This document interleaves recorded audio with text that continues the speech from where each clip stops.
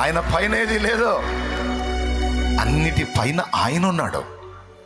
నీ పరిస్థితుల పైన ఆయన ఉన్నాడు, నీ అప్పుల పైన ఆయన ఉన్నాడు, నీ రోగం పైన ఆయన ఉన్నాడు, నీ శత్రువుల పైన ఆయన ఉన్నాడు, మంత్రగాళ్ళ పైన ఆయన ఉన్నాడు, మంత్రశక్తుల పైన ఆయన ఉన్నాడు, దురాత్మల పైన ఆయన ఉన్నాడు, దయ్యాల పైన ఆయన ఉన్నాడు.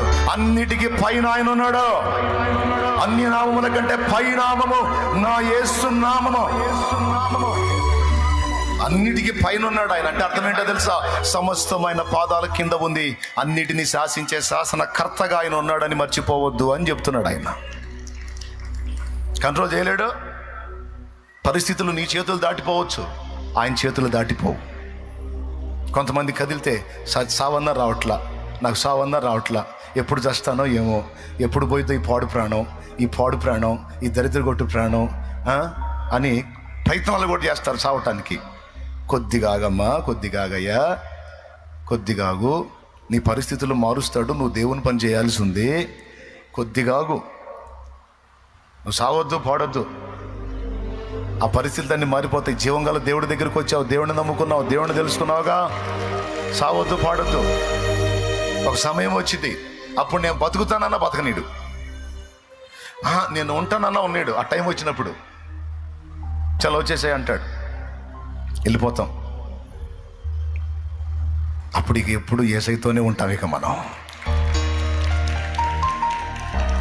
ఎప్పుడు వెళ్ళి ఆయన దగ్గరే ఉంటాం కాబట్టి ఉన్నంత వరకు ఆయన పని చేద్దాం. ఉన్నా లేకపోయినా, తిన్నా తినకపోయినా, బాధ అయినా, వ్యాధి అయినా, శోధనైనా, అప్పు అయినా, నిందైనా, అవమానమైనా అవన్నీ ఒక పక్కకు పెట్టి ఆయన వైపు చూస్తూ పైనున్న వాటిని వెతుకుతూ నిరీక్షణతో నా ప్రభు వైపు చూస్తూ ముందుకు సాగిపోదాం. విశ్వాసపు పరుగు పందెంలో ఓపికతో పరిగెత్తుతాం. యేసు వైపు చూస్తూ.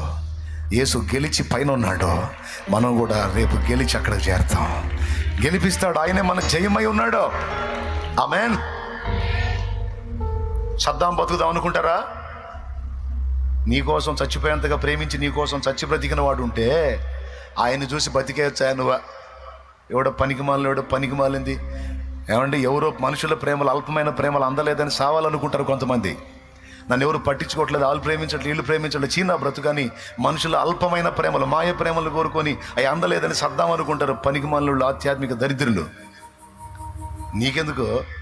నిన్ను ప్రేమించి నీకోసం చచ్చి తిరిగి బ్రతికిన నా ప్రభు, చచ్చిపోయేంత ప్రేమించేవాడు నీకు తోడై ఉంటే, నా ప్రభు నీకు తోడై ఉంటే నువ్వు ఎందుకు కావాలి? అవసరం లేదా? సజీవుడు నిరంతరం నిన్ను గమనిస్తున్నాడు. నీకు తెలుసో తెలీదో, నువ్వు ఆయనతో వచ్చి మాట్లాడలేదు, కానీ నువ్వు ఎప్పుడన్నా వచ్చి ఆయన దగ్గర కూర్చొని మాట్లాడతావని గంపడాశతో ఎదురు చూస్తున్న ప్రేమామూర్తి ఆయన.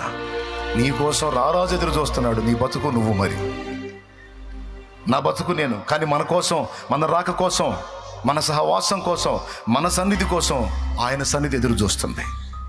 ఇది ఎంత వాస్తవం చూడండి. నెత్తి మీద రూపాయి పెడితే దమ్మిడికి జలను బతుకులు మనవి. అలాంటి బతుకులు మనల కోసం ఆయన ఎదురు చూస్తున్నాడంట కూర్చొని. అంత ప్రేమ నువ్వంటే.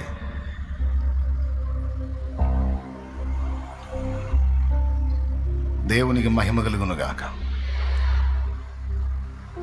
ఎడు చూద్దాం ప్రతి పరిస్థితికి.